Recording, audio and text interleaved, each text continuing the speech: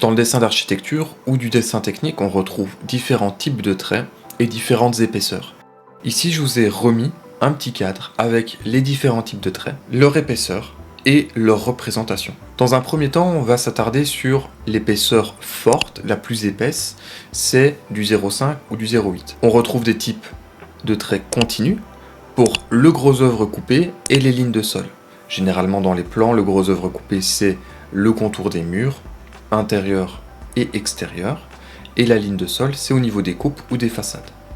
Le trait d'axe, on va le retrouver pour faire des traits de coupe, indiqués à l'endroit où on va couper, le trait d'axe mitoyen et les limites de parcelle.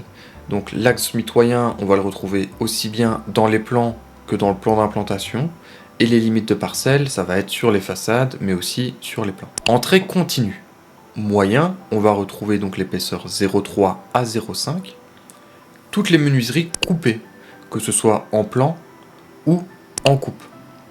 On va retrouver aussi le mobilier coupé et le texte, les annotations de nomenclature, dans le cartouche, dans les éléments de pièces, etc. En continu fin, 0,1, 0,2, on va voir tout ce qui est vu et tous les traits de convention. Alors quand je dis traits de convention, je pense aux traits de l'escalier, la ligne pour le sens de montée et la croix pour montrer les meubles hauts, mais aussi les hachures. On va avoir aussi des traits d'axes en 0,1, 0,2 qui vont correspondre à des axes de poutrelles qu'on viendra indiquer sur les plans et les axes de symétrie de pièces.